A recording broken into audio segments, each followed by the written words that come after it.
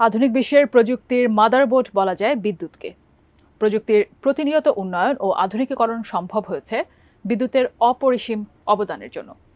আর এখন এই বিদ্যুৎ আরও উন্নত রূপ ধারণ করতে যাচ্ছে, যা পুরো বিশ্বকে এক নতুন দিগন্তে নিয়ে যাবে।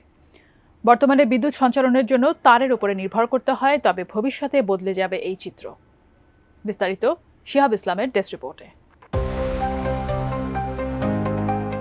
বিজ্ঞানী নিকোলা টেসলার স্বপ্ন এক শতাব্দীরও বেশি সময় পর বাস্তবায়নের পথে তারবিহীন বিদ্যুৎ।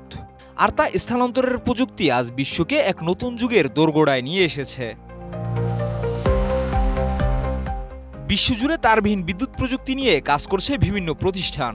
যুক্তরাষ্ট্রের ওয়েভ ইনোক, জাপানের স্পেস পাওয়ার টেকনোলজি এবং নিউজিল্যান্ডের এমব্রয়েডের মতো প্রতিষ্ঠান মাইক্রোওয়েভ ও লেজার ভিত্তিক শক্তি সংক্রমণ এবং মহাকাশ থেকে সৌরশক্তি প্রেরণের প্রযুক্তি নিয়ে গবেষণা চালাচ্ছে।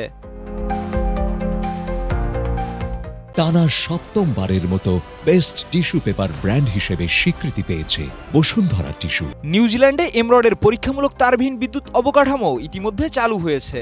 এই প্রযুক্তি দুর্গম অঞ্চলে পরিবেশ বান্ধব শক্তি সরবরাহে গুরুত্বপূর্ণ ভূমিকা রাখতে পারে। এছাড়া ইলেকট্রিক গাড়ির জন্য তারবিহীন চার্জিং প্রযুক্তি এবং রাস্তার নিচে চার্জিং অবকাঠামো দ্রুত উন্নত হচ্ছে। এই উদ্ভাবন বৈদ্যুতিক যানবাহন ব্যবহার বাড়ানোর ক্ষেত্রে সম্ভাবনার নতুন দিগন্ত উন্মোচন করবে। তবে তারবিহীন বিদ্যুৎ প্রযুক্তির কিছু চ্যালেঞ্জও এখনও রয়ে গেছে। এর নিরাপত্তা, কার্যকারিতা, দক্ষতা এবং খরচ নিয়ে জনমনে কিছু সংশয় রয়েছে। তারপরও ক্যালটেক ও পার্ডু বিশ্ববিদ্যালয়ের মতো গবেষণা প্রতিষ্ঠানগুলো এই প্রযুক্তির উন্নয়নে কাজ চালিয়ে যাচ্ছে। বিশেষজ্ঞরা বলছেন, ইন্ডাকটিভ চার্জিং, মহাকাশ ভিত্তিক সৌরশক্তি এবং রেকটেনা চালিত বিদ্যুৎ গ্রিড প্রযুক্তি নিকোলা টেসলার স্বপ্নকে বাস্তবে রূপ দিতে সহায়তা করবে। এই প্রযুক্তি সফল হলে প্রচলিত বিদ্যুৎ গ্রিডের সীমাবদ্ধতা দূর হবে, শিল্প খাতের রূপান্তর এবং টেকসই শক্তির এক নতুন যুগের সূচনা সম্ভব হবে।